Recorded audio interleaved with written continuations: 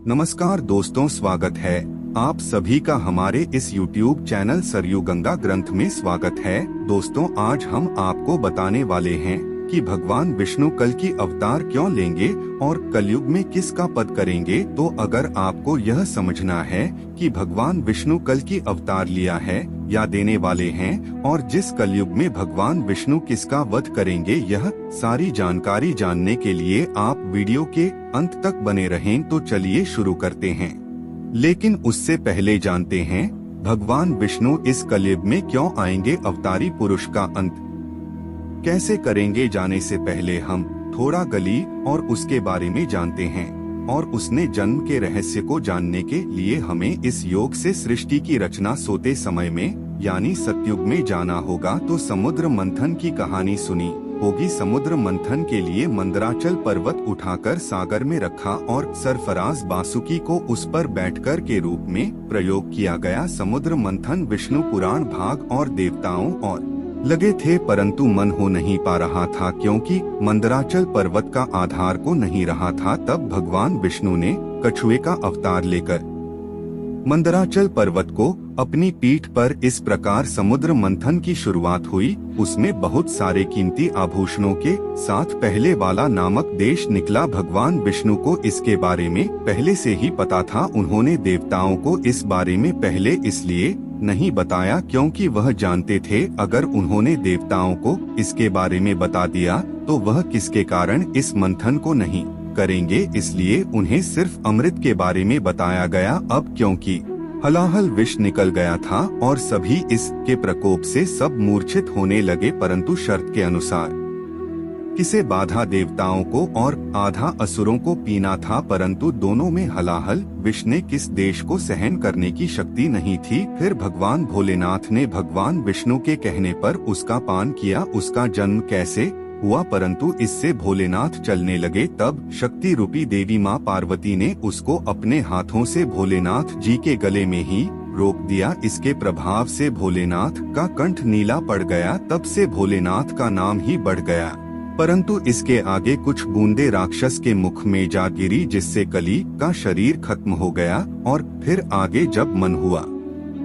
तो उसमें से कामधेनु गाय निकली जिसे राजा बलि ने हाथी को देवताओं के राजा इंद्र ने किया और संघ को भगवान विष्णु जी ने धारण किया और संजीवनी बूटी को इस पृथ्वी लोक पर सुरक्षित स्थान पर स्थापित किया गया। जी संजीवनी बूटी था जिसे रामायण काल में लक्ष्मण जी को दिया गया था। इसके बाद धन संपदा लेकर लक्ष्मी जी निकली। लक्ष्मी जी ने खुद विष्णु जी को ग्रहण कर लिया। चंद्रमा की तो भोलेनाथ जी ने अंत में भगवान धन्वंतरी अपने हाथों में अमृत कलश लेकर निकले। अमृत कलश की देवता और राक्षस छीना झपटी करने लगे और छीना झपटी में अमृत की कुछ बूंदें समुद्र में और प्रयागराज में गिरी और कहा जाता है कि हर 12 वर्ष पर फिर से प्रकट होता है और उस वक्त स्नान करने से रोग दोष दूर हो जाते हैं। और इसी अमृत की कुछ बूंदें के मुख में गिर गई जिससे वह फिर से जीवित हो उठा, परंतु वह भौतिक रूप में ना आ सका, वह जीवित हो गया और कल की पुराण के अनुसार कलयुग के अंत समय में अपने भौतिक रूप में वापस आ जाएगा। अपने ग्रुप में नहीं है, परंतु उसने अपनी शक्तियों से सारे मनुष्य को अपने बस में कर रखा है। उसने अपनी शक्ति काम वासना क्रोध और मौका जाल इंसानों पर फैला रखा है और जैसे जैसे आगे बढ़ता जाएगा उसकी माया का जाल बढ़ता जाएगा और इंसान पूरी तरह से कली के बस में हो जाएंगे और चारों ओर बाप ही बाप है जाएगा और गली पुरुष को ही खत्म करने के लिए भगवान विष्णु कल की अवतार में इस कलयुग में जन्म लेंगे। तो चलिए अब जानते हैं भगवान विष्णु को कल की अवतार में कैसे देखा जाता है, जान जाएगा। दोस्तों, सनातन धर्म में पंच देव के साथ ही त्रिदेव का शुक्र है। वही त्रिदेव ब्रह्मा विष्णु और शिव शामिल है जिनके काम आपस में बटे होने का भी जिक्र मिलता है। इसीलिए ब्रह्मा जहाँ सृष्टि का निर्माण करते हैं तो वही भगवान विष्णु को संसार का बालक और भगवान शिव को शहर के देवता माने जाते हैं। वही हिंदू ग्रंथों के अनुसार जब जब धरती पर पाप बढ़ा है तब भगवान विष्णु किसी न किसी रूप में धरती पर पापियों का विनाश करने के लिए प्रकट होते हैं। शास्त्रों में विष्णु जी के 10 अवतार का उल्लेख मिलता है।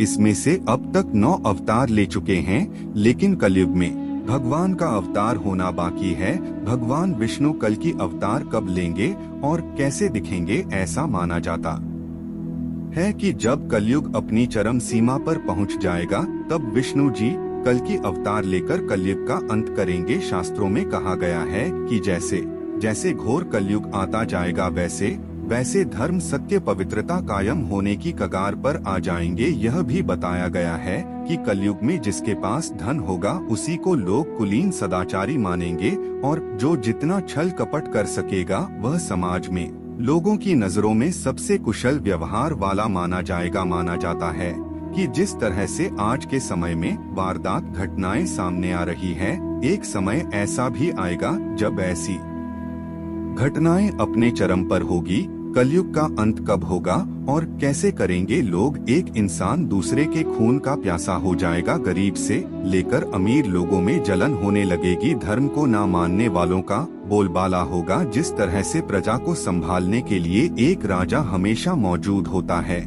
लेकिन आने वाले समय में किसी भी शहर का राजा कोई नहीं होगा, वहाँ केवल का राज होगा। मान्यता है कि एक समय ऐसा भी आएगा जब चारों ओर अकाल पड़ जाएगा। लोग भोजन को छोड़कर जानवरों की तरह पत्तियां खाकर अपना जीवन व्यतीत करेंगे। असंतोष दिखाई देगा और जैसे जैसे घरों में पूजा पाठ का अंत होगा, लोग धर्म में पाखंड से जुड़ने लगेंगे। तब भगवान विष्णु कल की अवतार में आएंगे और कलयुग का अंत हो जाएगा। उसके बाद धर्म की स्थापना करेंगे। कल की अवतार आज भी लोगों के लिए एक रहस्य है।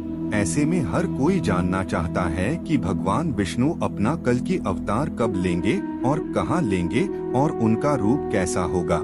वही भगवत पुराण में लिखा है कि भगवान कल की अवतार कलयुग के अंत और सतयुग के संधिकाल में होगा। शास्त्रों की माने तो प्रभु श्री राम और श्री कृष्ण का अवतार भी अपने अपने युगों के अंत में हुआ था। इसलिए जब कलयुग का अंत निकट आ जाएगा तब भगवान कल की जन्म लेंगे। अग्नि पुराण अध्याय में तीर कमान धारण किए हुए रूप में किया गया है। उनके अनुसार वह हाथ में चमचमाती हुई सफेद घोड़े पर सवार होकर युद्ध के लिए निकलेंगे। मान्यता के अनुसार कलयुग 2 साल का है। इसका भी प्रथम चरण ही चल रहा है। कलयुग की शुरुआत हुआ था जब बृहस्पति गए थे। इसका मतलब है 51,900 साल चुके हैं और 26,881 साल अभी बाकी है और अभी से ही की पूजा आरती और प्रार्थना शुरू हो गई है। कल की अवतार कब होगा? शास्त्रों के अनुसार श्रावण मास के शुक्ल पक्ष की तारीख को भगवान विष्णु का कल की अवतार होगा। यही